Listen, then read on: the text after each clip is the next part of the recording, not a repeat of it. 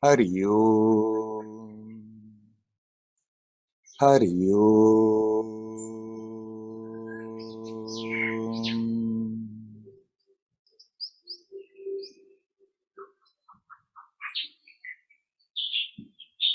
Hello, my friends.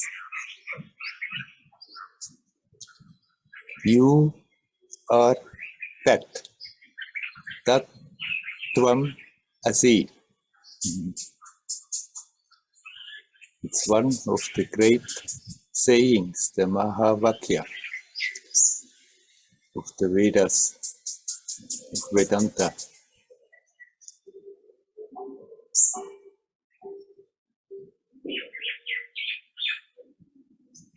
In Jnana approach, there are mainly two flavors.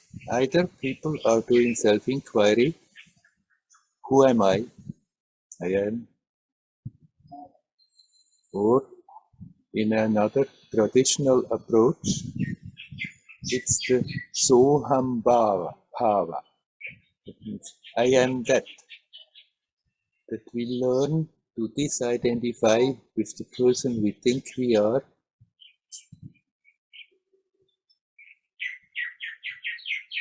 and open up to be that timeless, spaceless, birthless, deathless beingness.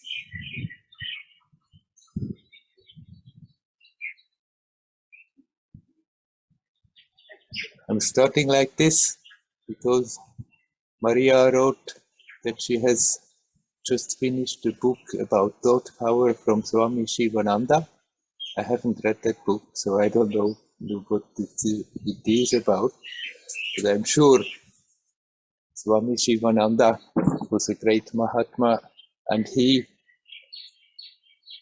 talked about using the thought power to help us spiritually, to learn to redirect our thoughts in such a way that they help to remove the obstacles to become aware of what we are, of what is.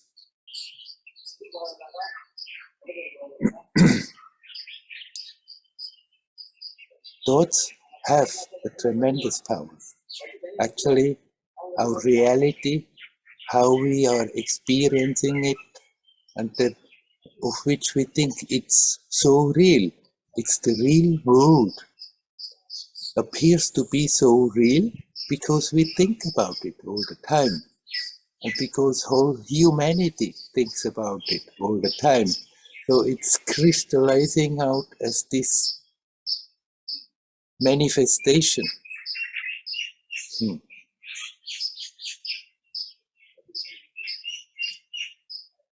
Now, how should we learn to use the thought power properly? There are a lot of books written how we can use the thought direction, conscious direction of the thought to form our external reality. And I'm sure it works, at least to some extent. There are always other influences which may also contribute that things are not working out exactly as one is focusing, but one can very strongly influence the material situation. Now one can wonder whether it's worth the trouble. The thing is, if we put a lot of thought in a certain direction in order to form a certain situation, then sooner or later it may manifest. But usually on this level, we are getting more than what we have bargained for.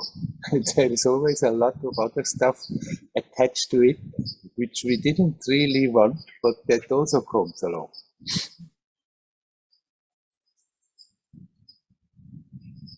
And if we just use that capacity to direct thoughts, use the power of thoughts to form the external circumstances to our liking, then all this energy is channeled on this level and doesn't help us to disidentify from that me personality. In contrary, it may even strengthen it. But we can use that capacity wisely. Because when we grow up, invariably, the kid is looking at the parents, at the other people around, and see how they are functioning, is being told how they should function, and starts to think in the same way as the people around them think. And without being aware of it, thinks more and more and more, and uses that thought power unconsciously to also somehow fit into the common experience of reality. And part of it is that we invariably identify with the personality that is forming while growing up, not becoming aware that this is just a role that we are playing, that's just a figure in a dream through which we connect with all the rest of the dream.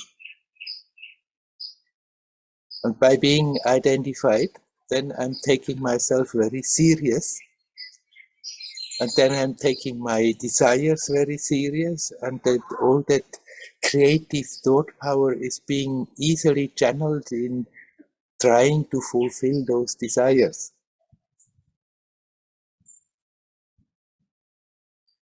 And even if we fulfill them momentarily, we get a kick. But as I said before, usually along with whatever we wanted comes a lot of other stuff that we didn't want, and that doesn't make us very happy.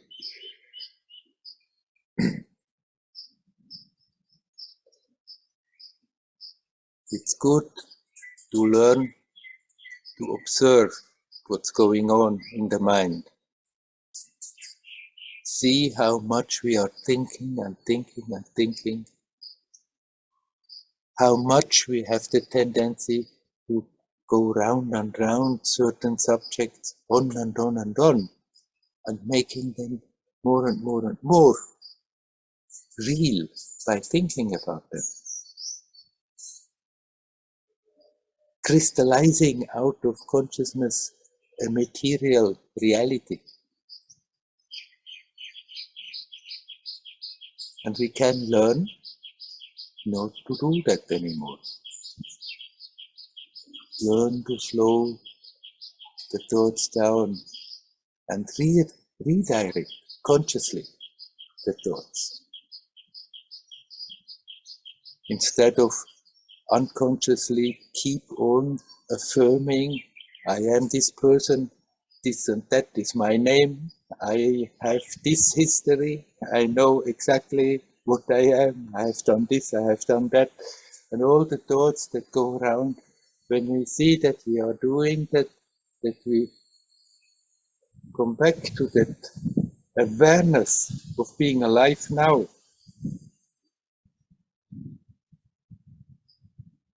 Maybe help even with the thought, I'm not this person. This person is a role that I'm playing, but I am prior to that. We can just be with that I am,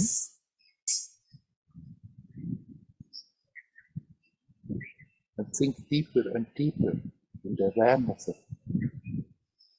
Or we can use the other traditional approach of the Jnana Marga.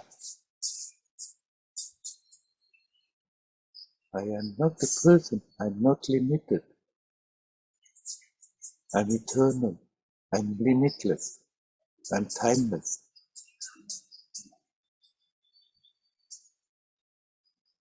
I'm not born, I'm not going to die.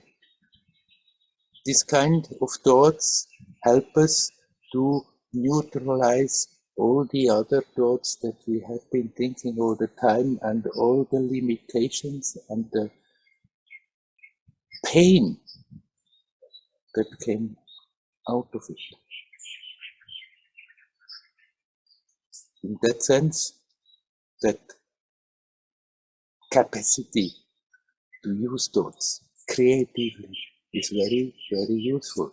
That was also the purpose of these Mahan Vakyas, those great sayings in the Vedas. Tattvamasi, you are that. In an Upanishad, there is a teacher telling this again and again in the course of the teaching. Tattvamasi, you are that. And there is that other one that is equally known, Aham Brahmasmi. I am Brahma. Just to neutralize the thought, I am this person. Of course, one can then intellectually just pick it up and think, I am Brahma, but not get rid of that identification with the personality, and then one can get quite proud. And this, then the whole thing is again going off. And it's not what is intended. But we can consciously use that capacity, that creative capacity, that powerful way of directing consciousness, seeing how we are thinking, usually going round and round, recreating the same scenarios over and over by consciously thinking our way out of it. I am not this person. This person is just a role that I'm playing. I am that present, that sense of presence that is prior to that.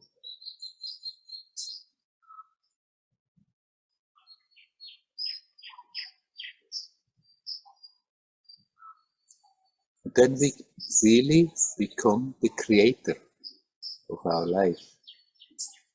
We are much more the creator of our life anyhow than what we think, but as long as we are not conscious of it, as long as the thoughts just out of the conditioning are being formed out of the old habits, then we have the tendency to create and recreate the same stuff over and over, having sometimes a little fun and suffering a lot in course of the process.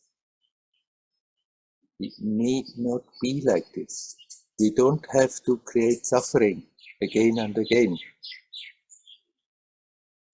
The way out of suffering is to become aware how much we are creating it with our repeated unconscious ways of thinking that we have acquired without being aware of it while growing up. We can just step out of it and consciously be, but we can also, as a help, neutralize them by thinking the opposite. I'm not this little limited person in a vast universe. I'm limitless. I'm timeless. I was never born. I will never die.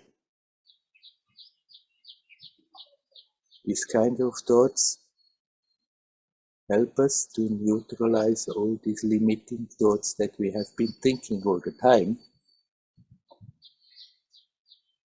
Eventually, we can also let those go and just be.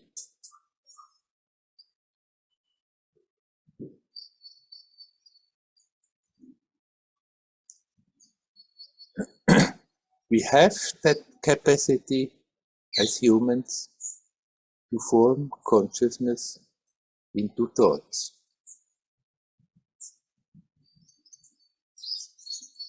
Usually Everybody talks about the mind. That's what we are doing with our mind. Thinking, thinking, thinking. And then in the spiritual approach, it becomes something very bad. The mind is bad. It's all the mind. It has become a bit like the devil. But the mind is not bad. That capacity to form consciousness into thoughts is not something bad. It's beautiful. It's beautiful that beingness can express itself in thoughts, in words, manifesting those thoughts in so many ways, as long as it's a real expression of the self, of that beingness.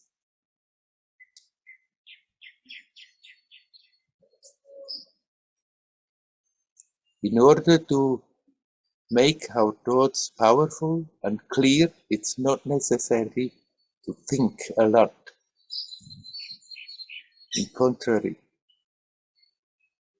when we learn to think little, the thoughts are clearing up and getting more powerful. The less we think, the more powerful are the thoughts we are having.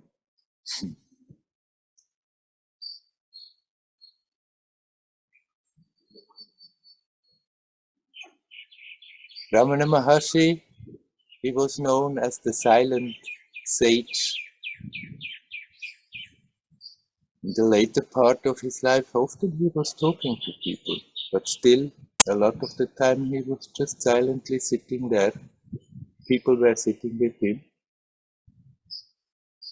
either quietly meditating, looking at him, and soaking up that intensity that he was manifesting. And somebody once asked him, "But Bhagavan, are you also having thoughts?" And Ramana Maharshi replied, "Usually I'm not having thoughts." But then that person was not satisfied and said, "But then I see you talking with people, and when you talk, you must have some thoughts." And Ramana Maharshi replied, "Yes, of course. When I'm talking, then I'm having thoughts. But usually, I'm not having thoughts."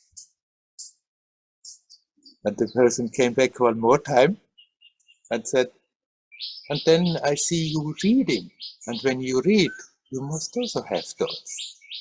And Ramana replied again, "Yes, of course. When I'm reading, then I'm having thoughts.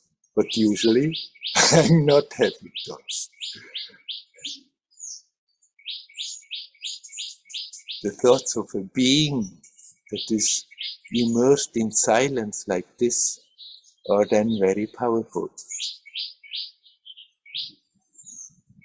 So people would sit with him and sometimes ask questions. Sometimes immediately he would reply. Sometimes he would wait for some time. Sometimes he would reply only the next day. And sometimes he wouldn't reply at all. But when he replied, his words came out of that intensity, of the awareness of being here now, and were powerful and reaching the questioners and helping people.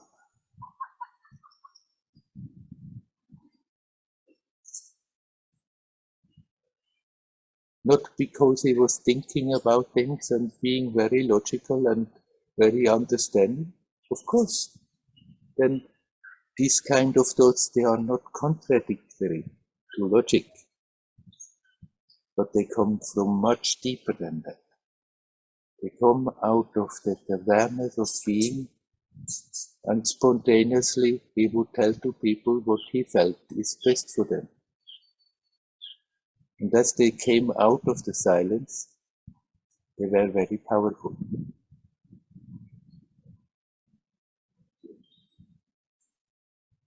So it's good to learn to train the thoughts to use that powerful capacity to bring the attention in the right direction. But that doesn't mean we have to think a lot. On the contrary, the less we think, the better. The more powerful those thoughts are.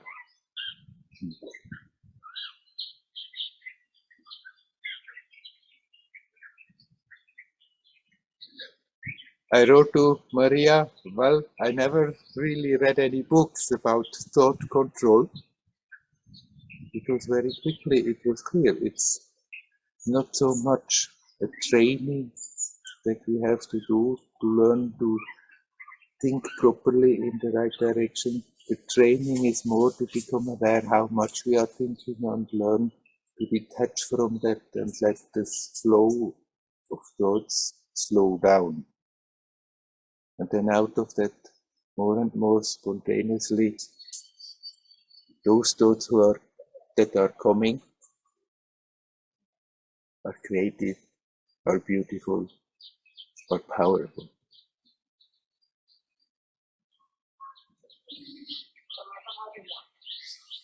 That one, Asi, you are not Aham Brahmasmi.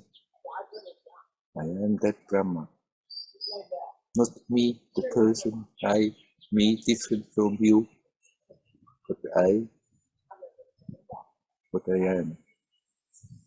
I, that silent presence that is prior to the personality.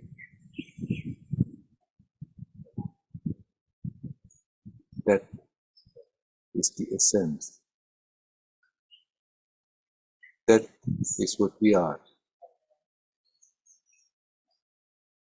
And to that, we have to bring the attention back as much as we can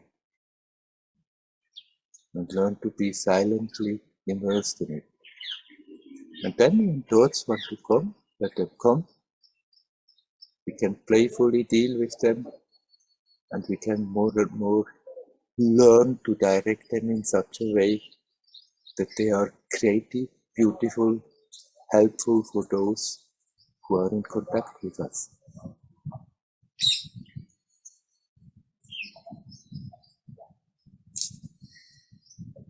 All right.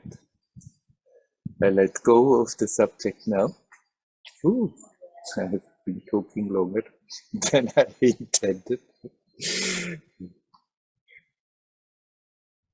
Okay, my friends, then I'm asking you, is there anybody who would like to come in? You're welcome to come in. Hi, I'm Werner. Hello, Maria. Thank you so much for the talk. When I have to say this book has been extremely helpful. It's very simple language, but he deals with what I feel are the fundamentals for me now. Yeah. And basically what I understand is what he suggests is to be indifferent to negative thoughts. He called them evil thoughts, impure thoughts, and cultivate divine thoughts, which is what you were talking about. Yes. That kind of identification, strengthening the identification with the true self. And he gives all sorts of the classic techniques, chanting, mantras, focus on an image of God, silence, less desires, is really, really good. What I had as a question also is, and it clarifies a lot what you are saying. You know, if I think about what is the most challenging part of my meditation is indeed this one, is the one of when thoughts arise, and sometimes the thoughts are, well, you know, just a to-do list or something. Okay, I notice I'm gone, but I can come back. The difficulty is when the thoughts are disempowering for myself, about other people, about situations, projecting these difficult scenarios, that kind of fear or anger driven thoughts, I would say mostly. Yeah. And what I realized recently is that, gosh, these are the only thoughts that I really, really notice. Yeah, yeah, Because the others is like a passing wind, not much. yeah. But I don't recall positive thoughts, awareness of positive thoughts in the meditation. I have good feelings, yes. I Yes. experience peace, I experience joy, sometimes I experience power, strong inner power. But it seems that the thought, the word that makes an impact and makes it challenging is that one, the one that is driven by fear, by anger. And I was just wondering whether that's your experience as well. And I was wondering whether you have gone through different phases, because you've been meditating so intensely for so many years. Have you experienced different phases when it comes to dealing with thought? Because that seems to be the thing to do. That seems to be the thing to do. Right.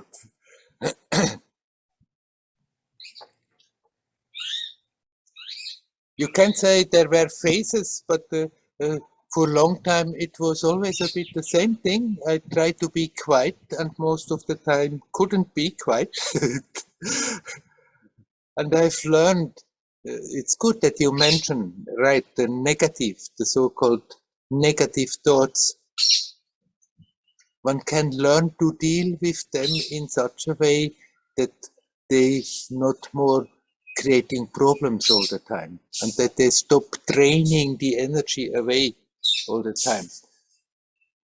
If we are not aware of them, they are creating problems and they are draining the energy because we repeat them all the time, and our life force is being channeled into them.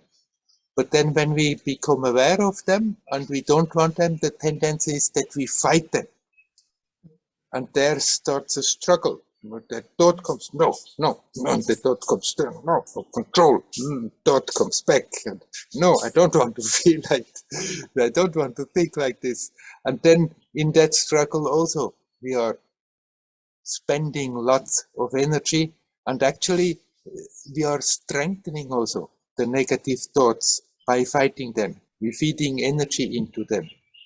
So what one has to learn is that we can let them come without encouraging them to multiply and get on and on and on, but be aware that they are there, but somehow step out of it and observe them.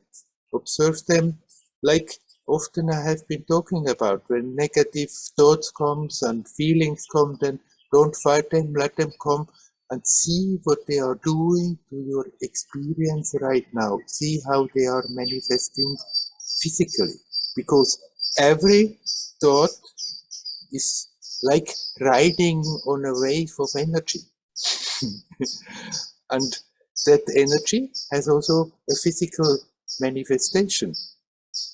And when we start to observe what they are doing, these thoughts, to our experience right now, and start on the easiest level, see what they're doing physically, and then see what they are doing energetically, but then not start to fight them, just observe and be aware, but there is something here that is detached from it, that is not affected by it. Then we don't feed them, and they have the tendency to subside by themselves. And then there may come just a moment, a period of peace. Like, feels like finally you can breathe. And there were periods in our sadhana where this is happening very easily and very often and goes on longer. And then suddenly there may be again periods where this is difficult. The magical trick is not to give up because of that. And then not to feed again the thoughts, oh, I'm no good, I made a mistake, it was easy before, now it's again difficult. I'm wrong, I'm not, I'm never getting anywhere. These are then the kinds of thoughts that really keep on the limitations. And then we have to see those thoughts again and not encourage them. Not fight them, but not encourage them. And so everybody has their own phases. You cannot say there is first this phase and then that phase. We may have very quickly a period where it's becoming relatively peaceful. Compared to what used to go on in our mind, it becomes very peaceful. But then as the attention sinks deeper, we may open a lot of stuff that is still there waiting to come to the surface, and suddenly it's less peaceful. And instead of finding increasing peace, you may find that your mind has the tendency to go again faster and completely into things that you don't want to think about. And there you just have to somehow find a way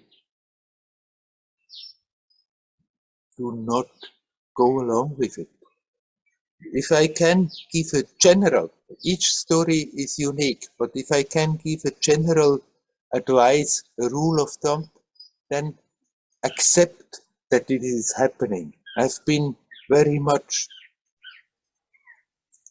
making myself frustrated and angry and depressed by not accepting, by not wanting that to be as it is, fighting against it. And there we are spending a lot of energy and fight and fight and fight. It's a painful business, and we can accept, okay, it's there, but not accept in a way like modern advice teens. They may think, okay, you just are like that, that's it, and then stay like that. But no, accept, all right, there are still so many things there that I'm carrying along, so somehow or other I have to confront it, I have to go through it, then be it so. And then suddenly if we don't mind it, then it's not so terrible, all right. There, we may be surprised if we don't put any blocks, what kind of destructive and cruel and terrible thoughts we may be capable of having, and feelings. And then there we don't have to think, oh, I'm terrible, I'm bad. Everybody has that. More or less maybe, but it's there. It's there in the atmosphere. We pick it up when we grow up, and some store more of it and some are capable of getting rid of it easier, but they come. And if we don't fight them, if we accept them, but at the same time step out of it, observe them, then we don't encourage it. And when we see what's going on, the habit is not strengthened, but the habit is getting less. Those habits of thinking again and again in the same destructive ways have become so strong because most of the time we were not aware at all. That's how we are functioning. And then when we become aware how we are functioning, sometimes it may be a bit shocking to see what's going on, but in that awareness, that habit, that vasana is not strengthened, but is reducing, and the power of it eventually disappears. See, when you are saying observing, I remember, I mean, I've heard this many years ago, and I've tried at times, but I felt that I was still feeling them because probably there was an emotional reaction in me, even unconsciously, when I was observing. But the other two things that you say, like, now I feel I can do more like the going back to the body, because that was something that took me years really to feel at a more subtle level my body. And when you were saying about, you said before something like from a place of detachment, is something I'm beginning to experience recently. In the last week, it was like there were moments where, in my cases, I focus on my teacher. It's the picture of my teacher. I do the meditation like that, and with the mantras that he's given us. And at one point, it was like that acceptance that you talk about, and the faith in him, the faith that the connection with him will eventually release whatever needs to be released, will help me to release. Yeah. And I think it's the first time I've experienced, okay, I felt the stuff was arising, but it wasn't going full force. Like I could somehow drop. But I felt it was myself, could be deeper than that. And then it was like going up and down, but more like waves, more than this train of, you know, that just go. Right. Right, and it will go like this, that sometimes then you suddenly are rooted in that, and it's very easy, but then the tendency is there again, get emotional about it, get sucked in, and forget about observing. But the moment you become aware, there I'm going again, you don't have to waste any time about what has happened and that you are again sucked into it, but at that moment you just step back. Redirect the attention. Don't fight it, but then you, as a great help, to detach from it, just see what it is doing to you physically, energetically, and relax. And then in that relaxation, the attention sinks again back to that space that is not affected by the thoughts. Thank you so much, Werner. Thank you.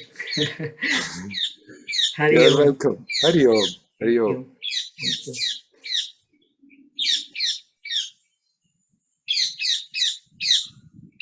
Is there anybody else who would like to come in? You're welcome.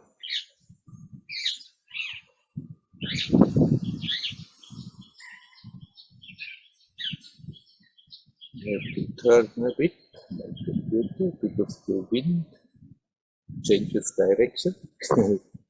Hoping that it's whistling less into the microphone. Okay.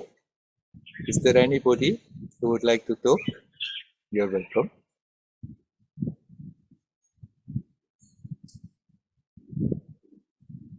Hi, Werner. Hello. Hello, Leora. I just want to ask, maybe it's a small question about what you said now to Maria about the space that is not, I'm not sure you said it, connected, affected. Mm-hmm. Yeah. So actually,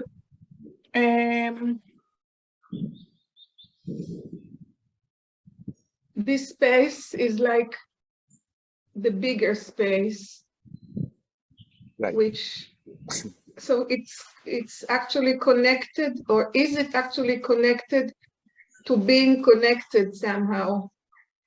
Right. To be less affected or connected to me, my thoughts, and all that, and to somehow just bring my attention to the bigger picture, the bigger space. Yeah. Right.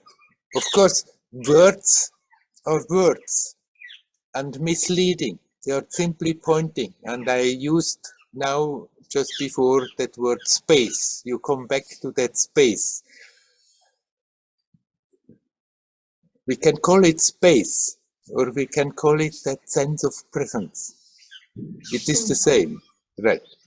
That space I was talking about is not simply connected with the bigger space, but it is the bigger space. Okay. That's simple. That's it. Yeah. Yeah. Yeah. Yeah. Okay. It's nothing that is defining that. Often I talk about that sense of presence that is prior to everything.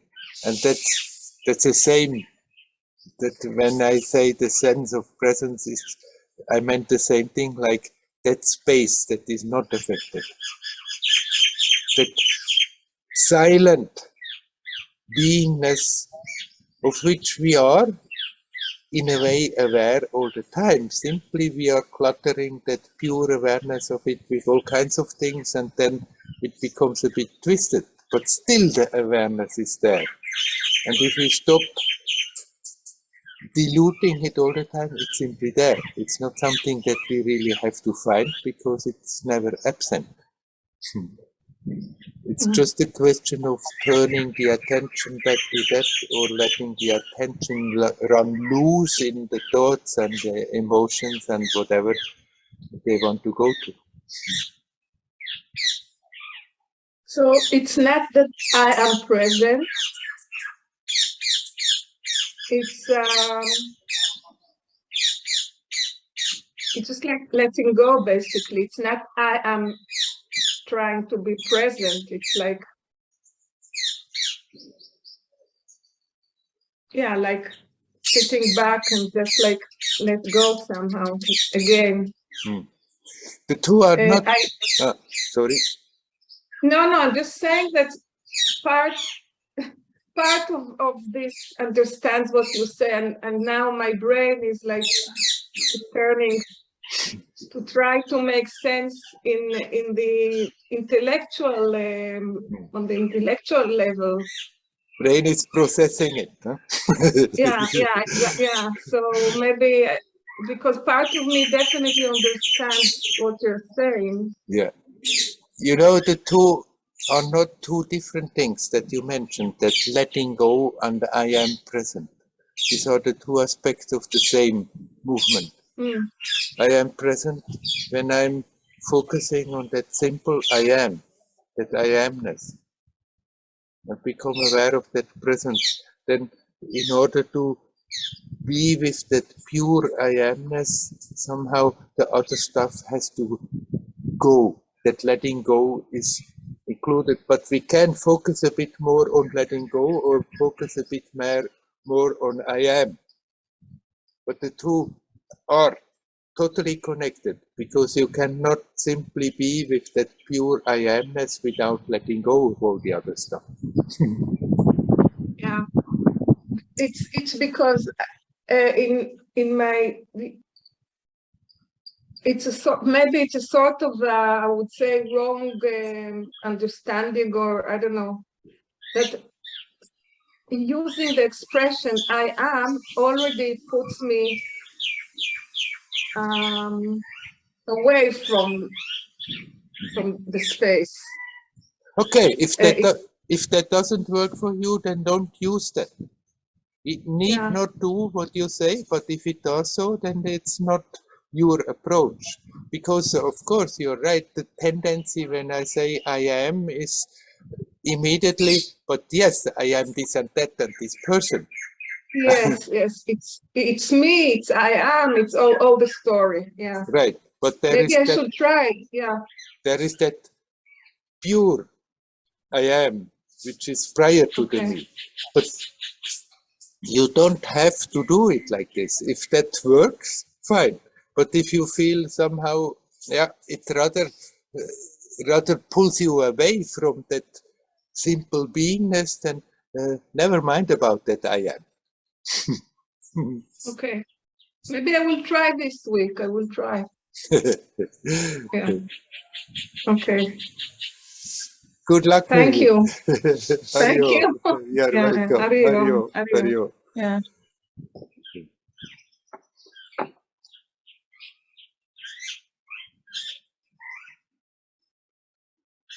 Is there anybody else who would like to talk?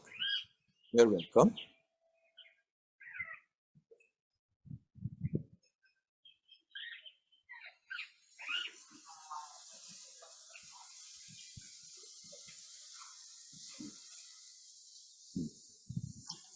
Okay, then I'm talking again. Now what we just talked with Leora, then is it more like letting go or more focusing on I am? And one can also focus differently. Focus I am, or focus on a mantra, or focus on God with a name, or God abstract without a name. Focus on the breath.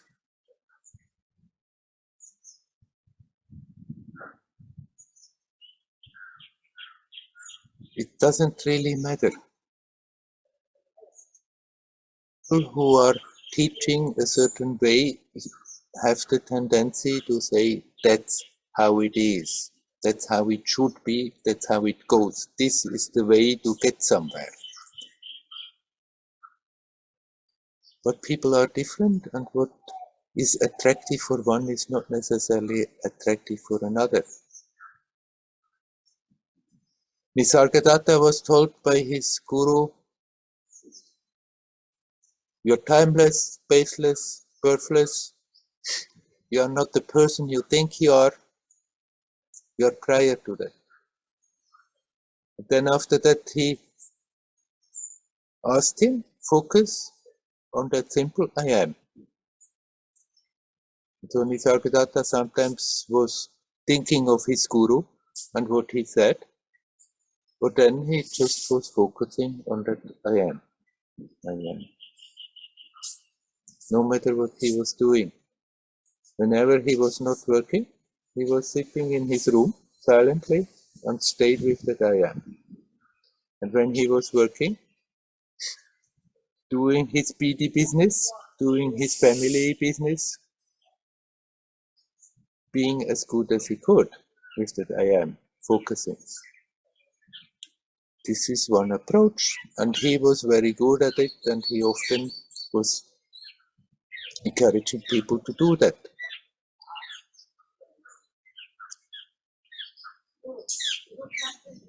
But that is just one way to go about it. Other people who do inquiry are not so much with that I am, but yes, but who am I?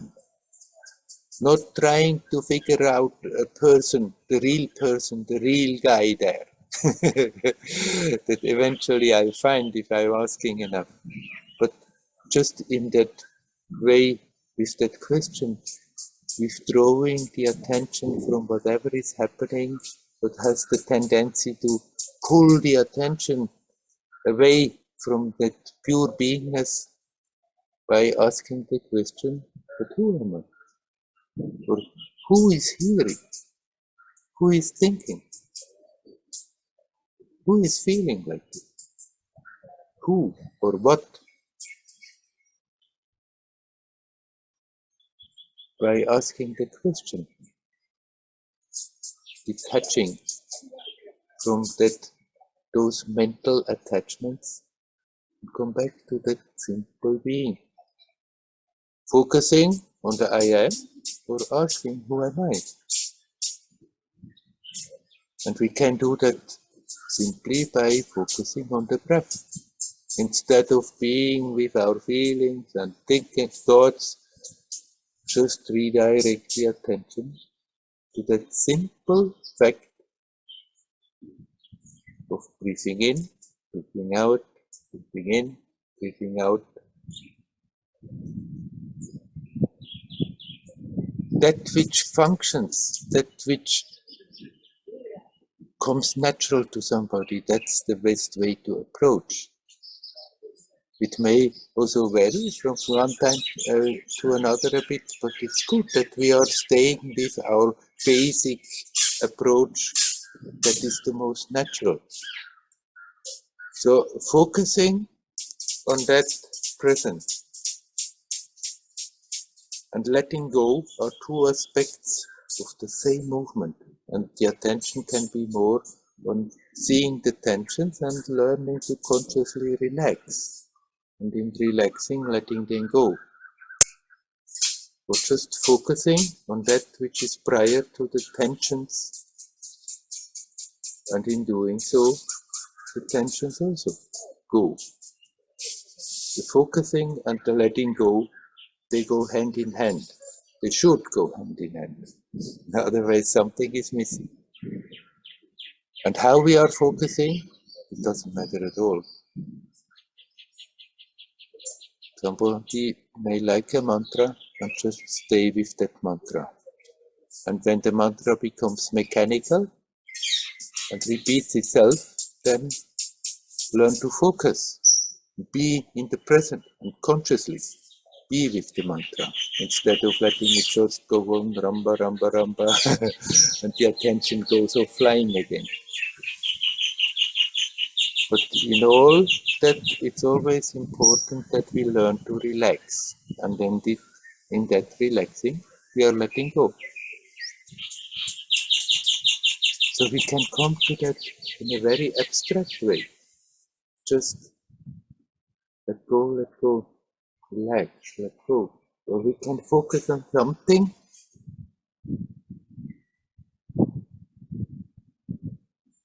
Focus on a divine name. Focus on that sense of presence that we're pointing to. Is that simple thought and feeling, I am. Asking the question, who am I? Breathing consciously, no matter how. Somehow or other, these are just helps to become natural. To become aware what we are. Oh, I see my picture is frozen. I don't know how long it was frozen, so I go to go. Come in again. Yes, there it moves.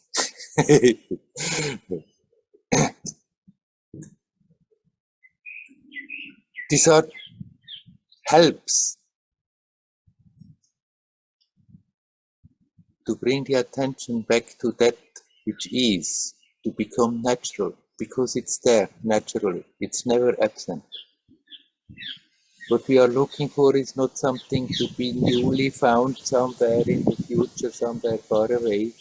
It's that which makes the present experience possible. It's here, it's now. It's that which makes the life possible. This living presence of the now is never absent.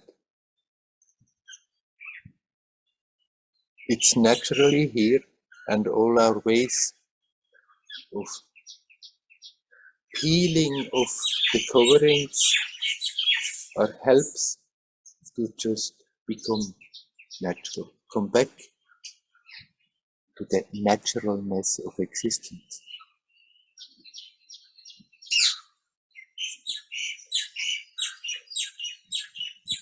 Again, I'm asking, is there anyone who would like to talk? You are welcome.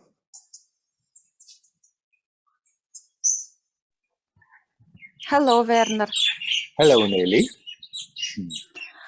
In regarding to what you said, now I want to ask you to clear up some moments for me, some technical moments in practice. Yes. Yeah. When you say that we observe when I feel some feelings, fear or something else, I should sit and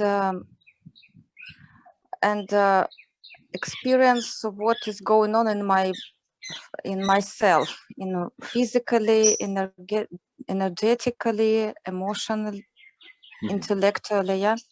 And I thought about it, and I see that I understand how to watch it in my body. So physically, I understand that I can feel some tension, some pain.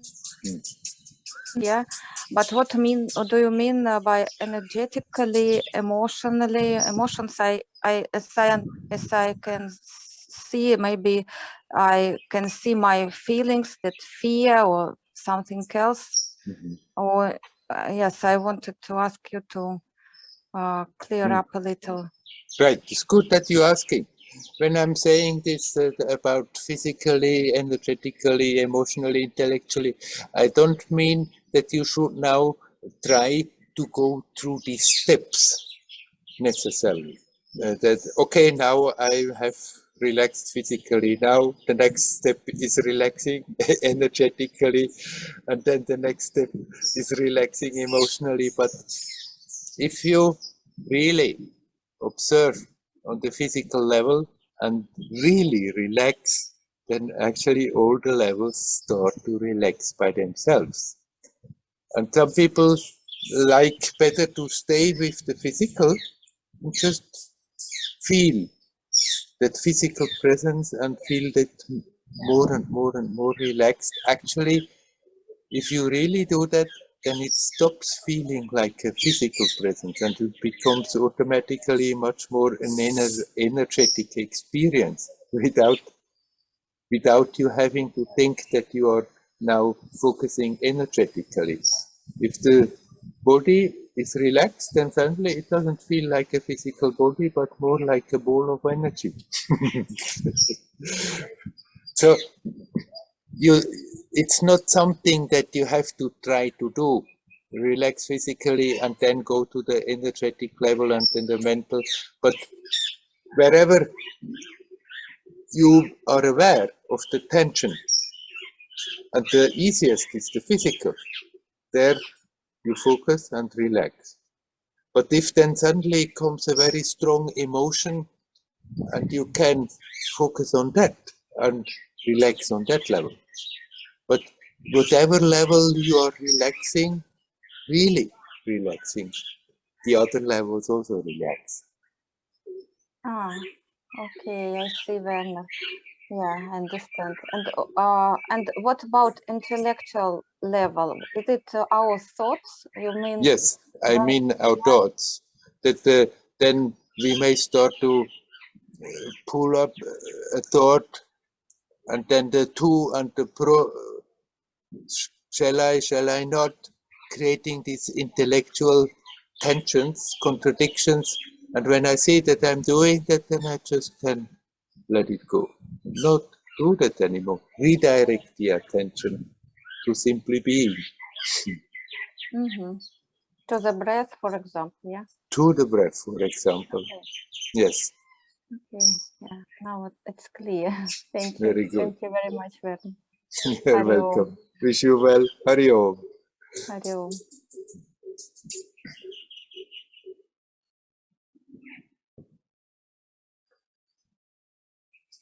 Is there anyone else who would like to talk? You're welcome to come in.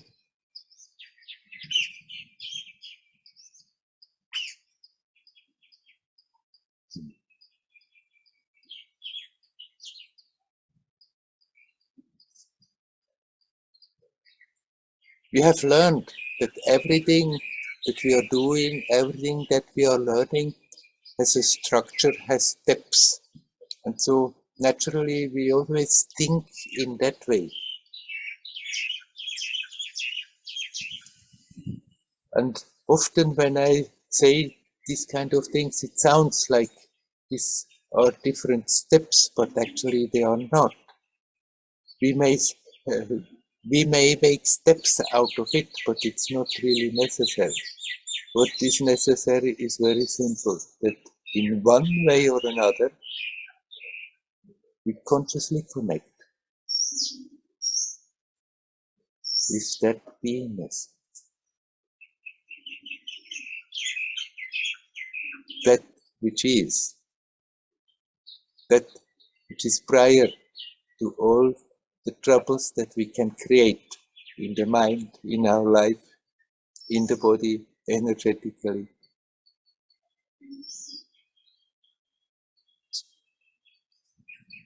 So it's very good.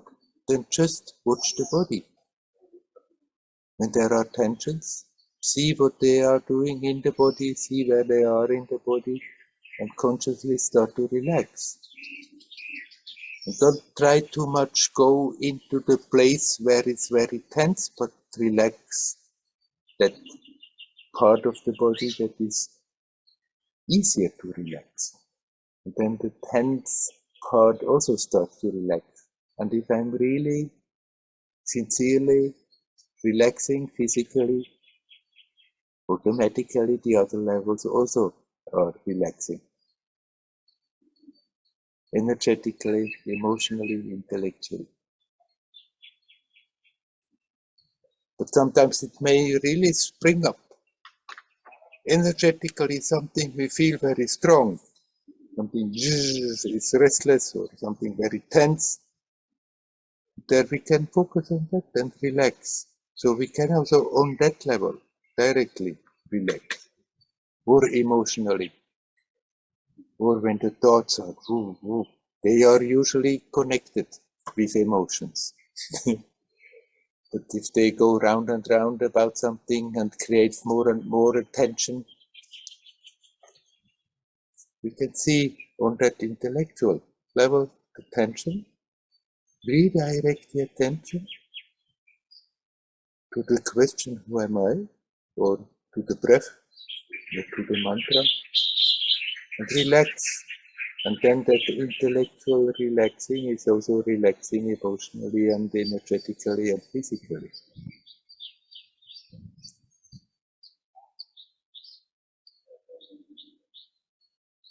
We can make steps. First I do this, first I do that. But basically, it's one step. Reality is like one step away of our troubles. It's just that we find a way to let that obsession go and bring the attention back to the source, to that which makes the experience possible.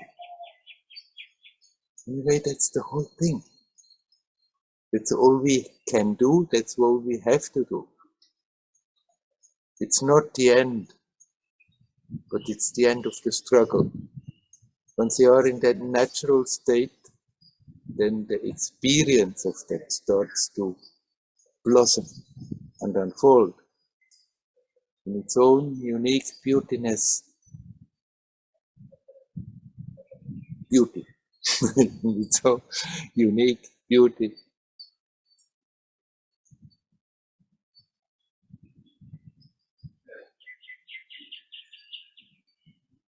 Effortlessly. There is that effortlessness that people talk about. But as long as we are making a lot of effort to create tensions, then we can address them. Make that little effort of becoming aware and learn to let go and learn to relax and redirect the attention. To come to that effortless state, and from here the experience unfolds beautifully.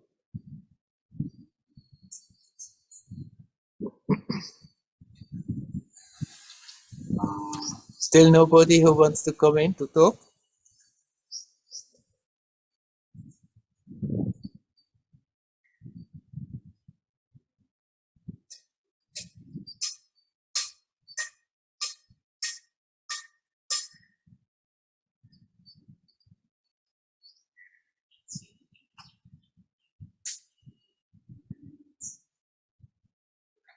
It's nice to just sit here and feel the present.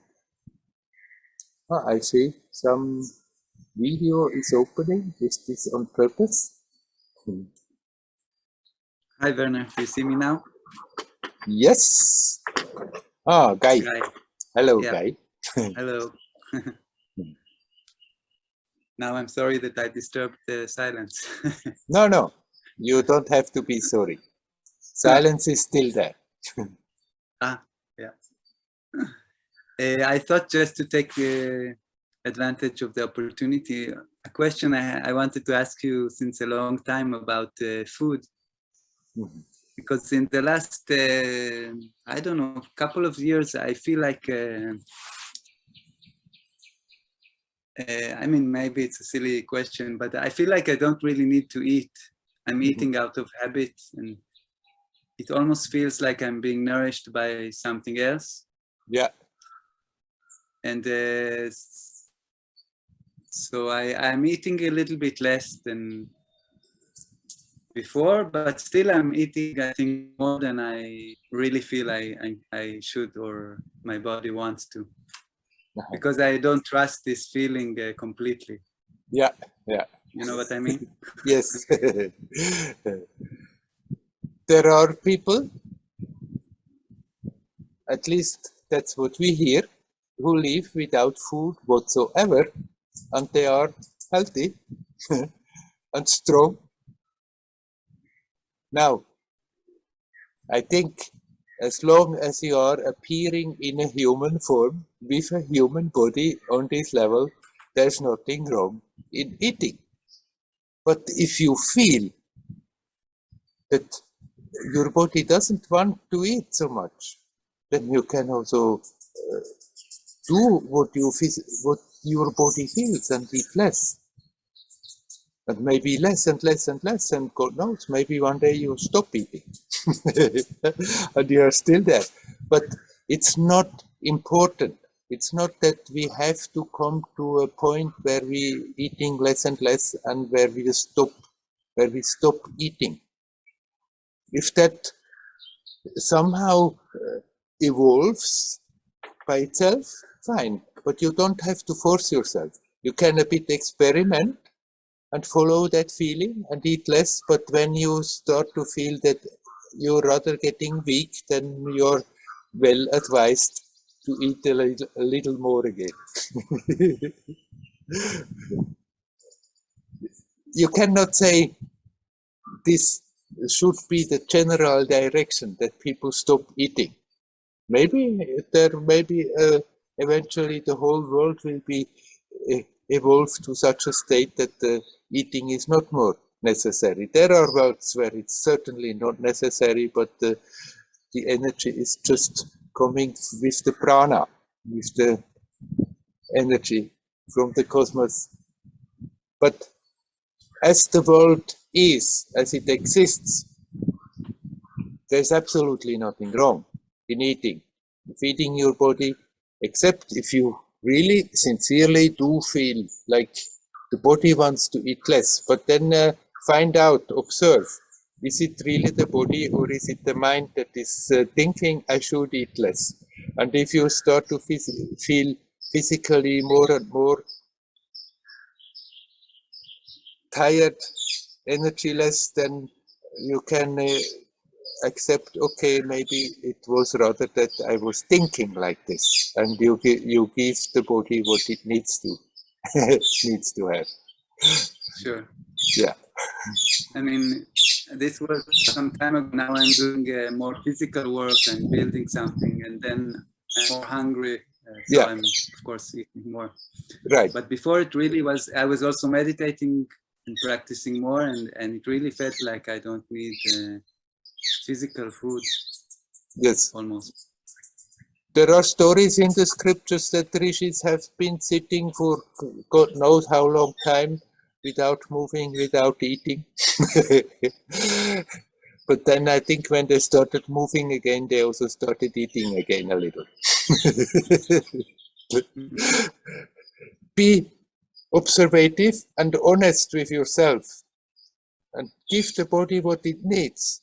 And when the body clearly signals that it needs less, then do so. And when the body signals one day that it doesn't want any food anymore, then do so. But when you feel that it's getting a strain for the body, then you can also accept, okay, that's also most probably something that I have created in my mind.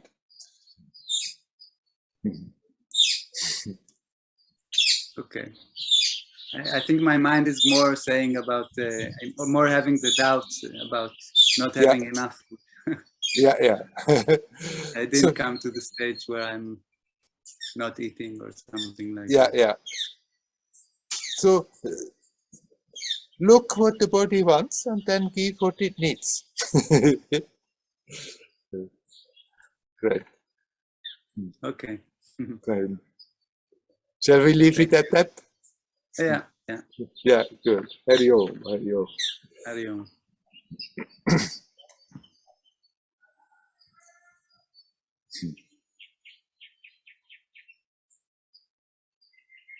Is there anybody else who would like to come in, say something?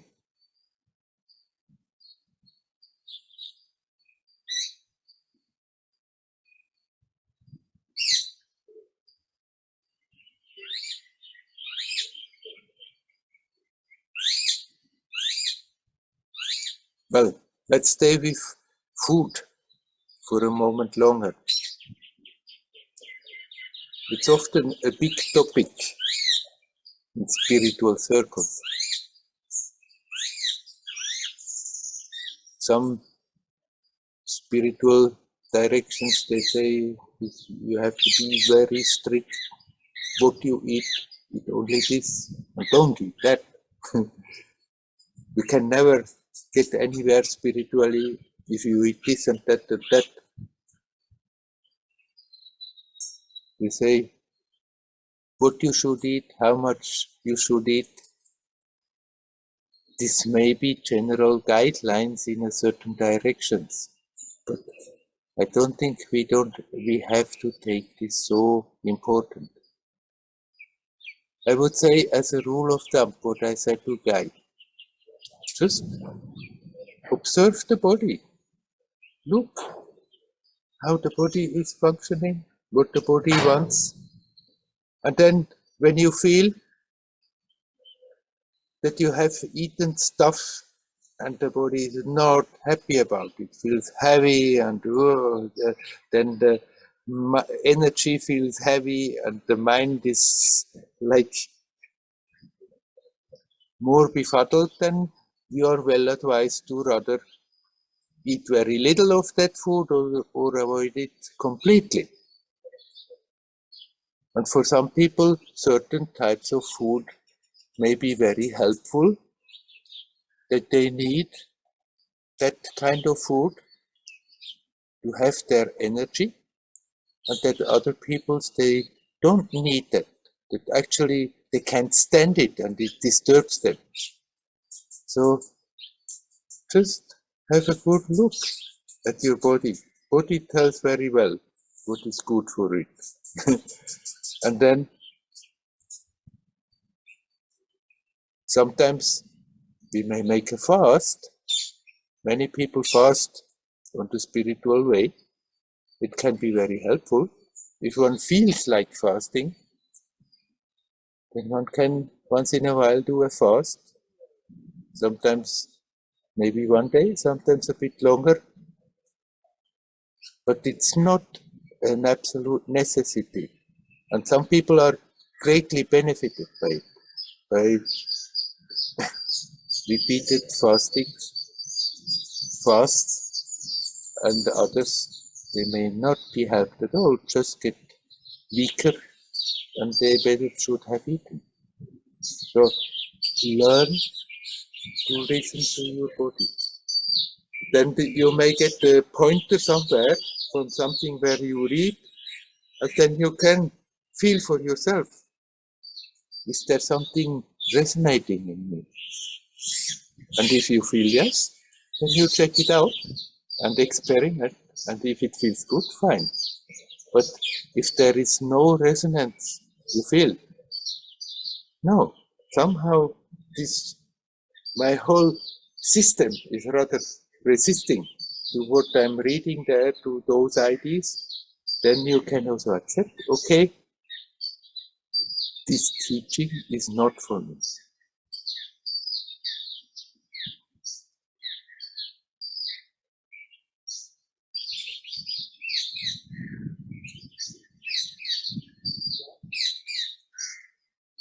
It's not that important. It makes sense to listen to your psychophysical system and give it what it feels is good, is nourishing, is energizing.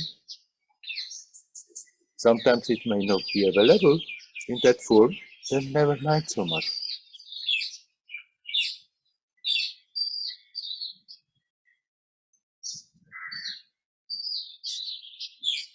It's better not to overeat all the time. It's not easier to be quiet, to be at ease, relaxed, if the body always has to be busy digesting too much food. But we don't also have to starve ourselves. Except if, what Guy says, sometimes the body feels like eating less and less, and then then that's perfectly all right. But then that feels right, and natural, and the body feels energetic in spite of that.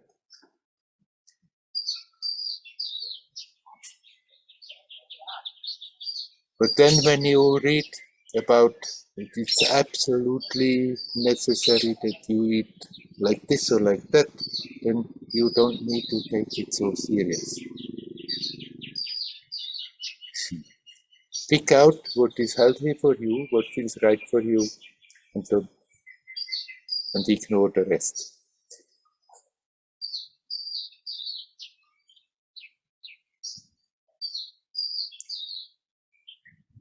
There was, I think, an American mystic, Joel Goldsmith.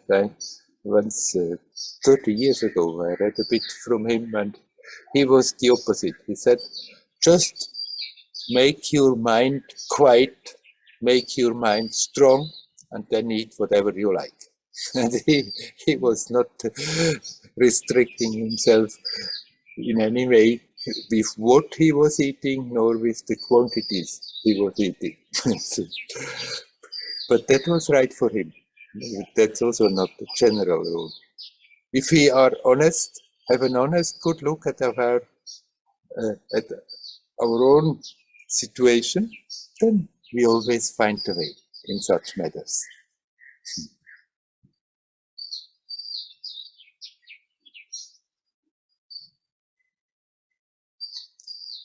Again, I'm asking, is there anyone who would say something?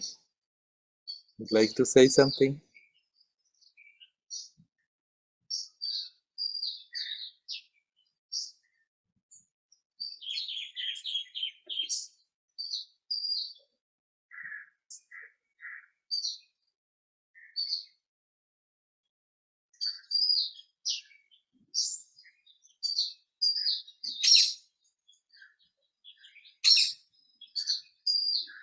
It will be more and more like this. So far, everything in this world was a bit very structured. It's like this, like this, like this, like this. And now we're going through a terribly turbulent time. A lot of negative energies there, a lot of negative stuff is happening. But once the world emerges from that, things will be less structured. And it will be more and more that each one is finding their own natural way to unfold spiritually, to unfold in their experience. That it will be less and less necessary to hold on to old structured rules. That's exactly what you have to do. That's exactly what you have to eat. That's exactly how you have to live. But more and more, each one will find their own spiritual path, create their own spiritual path. And we can already more and more move in that direction. That doesn't mean we shouldn't be open and get inspiration. Like when we started at Satsang, I was mentioning that Maria has written to me that she just finished a book and it has very much inspired her. So we can draw inspiration from the experience of others, from the thoughts of others, from traditions, but at the same time, the world is developing more and more in the direction that we have to learn to be honest with ourselves, have a good, clear, honest look at ourselves. And then we will be guided from within. And naturally, joyously, harmoniously go our way as we feel from inside, this way it is right. That inner guidance is there in everyone. It has always been there. In the past, still, people were not having the confidence and the strength to follow it, so it was reasonable to more hang on to traditional directions, approaches. It's time that we take that responsibility, that we become aware of our strength, that we become aware that inner guidance is there all the time, and learn to have the courage to follow it. And then we are good, advised, and going the right way. All right. Let me finish with this for today. Hari Om. Hari Om. Hari Om.